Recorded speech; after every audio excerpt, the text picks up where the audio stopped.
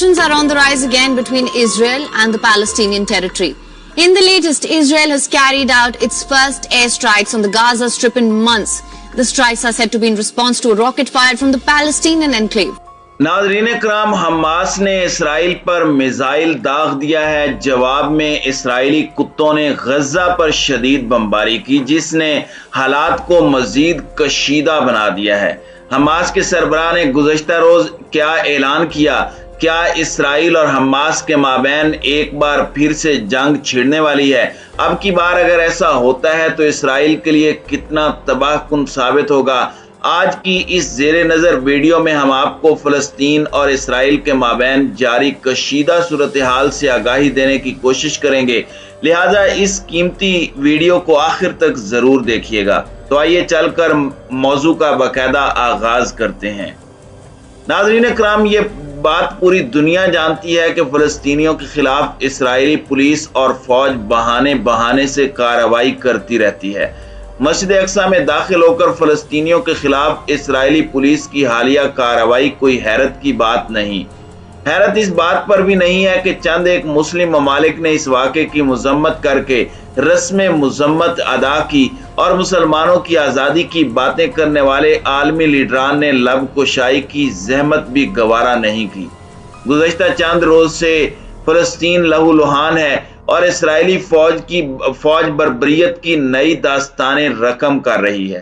رمضان المبارک کے پہلے جمعے سے شروع ہونے والا یہ تصادم خوفناک صورتحال اختیار کر چکا ہے اور اسرائیلی فورسز نے مسلم علاقوں پر ڈائریکٹ بمباری شروع کر دی ہے، جس سے آپ اندازہ لگا سکتے ہیں کہ حالات کس جانب جا رہے ہیں۔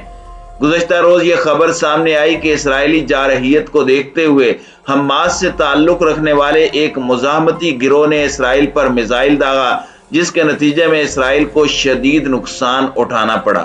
جوابی کارروائی میں اسرائیلی فوج نے غزہ کی پٹی پر شدید بمباری کی اور اس بمباری میں کئی مسلمان شہید ہو گئے۔ عالمی میڈیا کی رپورٹ کے مطابق اسرائیل نے منگل کی صبح جنوبی غزہ کی پٹی پر حماس کے فوجی ونگ القسام بریگیڈ پر بمباری کی۔ یہ بمباری فلسطین کے ایک گروپ کی جانب سے غزہ کی پٹی کے ساتھ اسرائیلی قصبے پر شیل فائر کرنے کے جواب میں کی گئی، جس سے کشیدگی میں اضافہ ہوا۔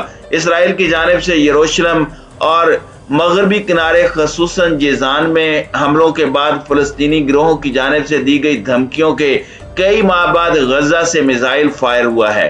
فلسطینیوں کی جانب سے اسرائیلی شہروں میں فائرنگ سے کئی افراد کے ہلاک اور زخمی ہونے کے بعد رمضان کے آغاز سے ہی شمال مغربی کنارے اور یروشلم میں صورتحال بگڑ گئی۔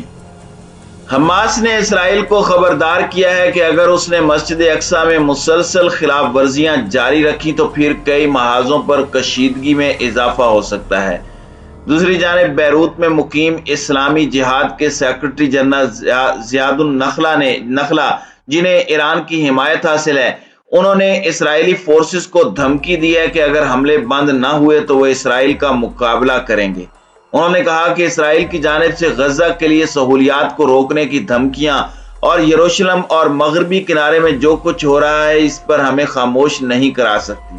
غزہ میں اسرائیل کے ترجمان حازم قاسم کا اسرائیلی بمباری کے بعد کہنا تھا کہ تصادم ہمارے لوگوں کا ایک فطری رد عمل ہے اور غاصبانہ قبضے کے خلاف ان کی مزاحمت ہے۔ ہماری مزاحمت یروشلم، غزہ، مغربی کنارے اور تنازع کے تمام حصوں میں جاری رہے گی۔ اسرائیل کی جانب سے کچھ خالی جگہوں پر کی گئی بمباری ہمارے فلسطینی عوام کو یروشلم شہر اور مسجد اقصی کے دفاع سے روکنے کی ناکام کوشش ہے۔ دوسری جانب ایک اور اہم خبر یہ بھی ہے کہ اسرائیلی سیکیورٹی کے حوالے سے 19 اپریل کو جاری ہونے والی ایک رپورٹ نے اسرائیلی حکومت اور سیکیورٹی اداروں کو بوکھلاہٹ میں مبتلا کر دیا ہے۔ رپورٹ میں انکشاف کیا گیا کہ اسرائیلی سیکیورٹی ادارے یہ صلاحیت اور تیاری نہیں رکھتے کہ فلسطینیوں کے ساتھ جھڑپوں کو روک سکیں۔ یہ جھڑپیں گرین لائن کے اندر 1948 کے فلسطینی قصبوں تک پھیل سکتی ہیں۔ یہ رپورٹ ایک ایسے وقت میں سامنے آئی ہے جب اسرائیلی وزیر اعظم نفتالی بینٹ نے اپنی حکومت کے اس فیصلے پر فخر کا اظہار کیا کہ سیکیورٹی اداروں کو مقبوضہ فلسطین میں سیکیورٹی جارحیت کا مقابلہ کرنے کے لیے پوری آزادی دے دی گئی ہے۔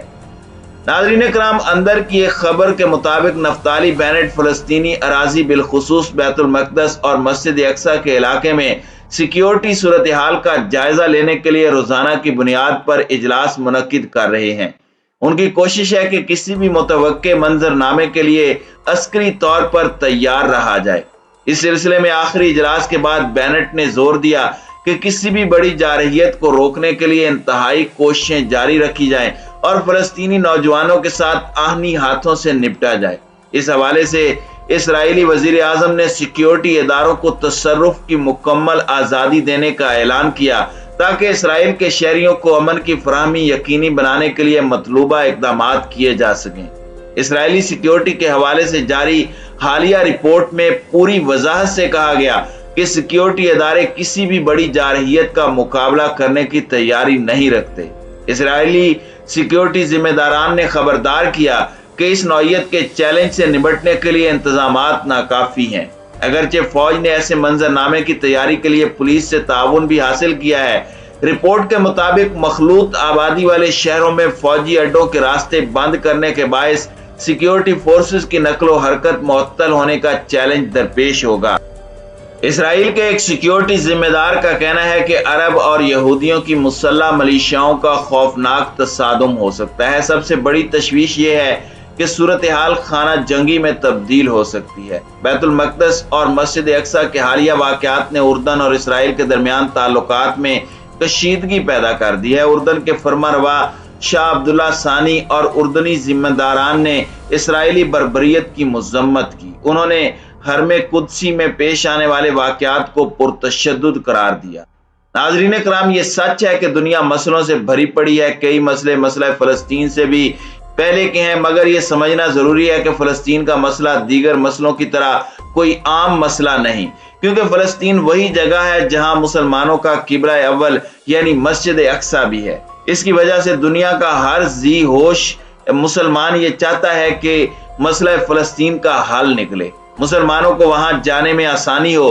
اس لیے دو ریاستی حل مسلم دنیا ماننے کے لیے تیار ہو گئی تھی، اور 13 ستمبر 1993 کو امریکی صدر بل کلنٹن کی رہنمائی میں فلسطینیوں کی طرف سے یاسر عرفات اور اسرائیلیوں کی طرف سے اسحاق رابن نے اوسلو معاہدے پر دستخط کر کے یہ امید بندھائی تھی کہ مسئلہ فلسطین کے حل میں اب کوئی دشواری نہیں آئے گی۔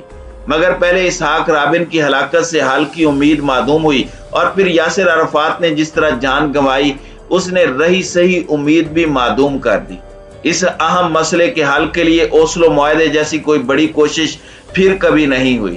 جارج ڈبلیو بش کی صدارت میں امریکہ نے پہلے افغانستان اور پھر عراق کے خلاف جنگ چھیڑی۔ اب ان جنگوں کو انسانی فلاح کے لیے ضروری بتانے کی کوشش کی تو یہ سوال فطری طور پر اٹھا تھا کہ کیا انسانوں کی بھلائی کے لیے مسئلہ فلسطین کا حل ضروری نہیں ہے؟ غالباً اسی وجہ سے اپنی صدارت کے آخری دنوں میں جونیئر بش نے بظاہر مسئلہ فلسطین کو اپنے انداز میں حل کرنے کی کوشش کی۔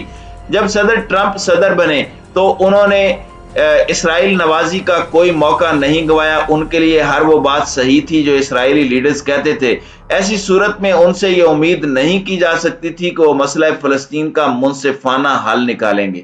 یہ ٹرمپ ہی تھے جن کی کوششوں سے ایک سے زیادہ عرب ملکوں نے ابراہیم اکارڈ پر دستخط کیے۔ امریکہ کے موجودہ صدر جو بائیڈن کی فلسطینی پالیسی بھی ٹرمپ کی پالیسی سے زیادہ مختلف نہیں ہے۔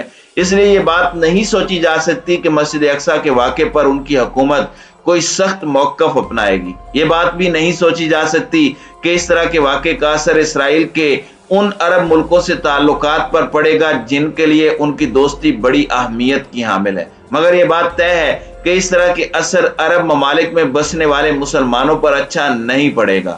اب دیکھنا یہ ہے کہ آنے والے دنوں میں یہ کشیدگی کیا رخ اختیار کرتی ہے اور مسلم لیڈران کیا فیصلہ کرتے ہیں۔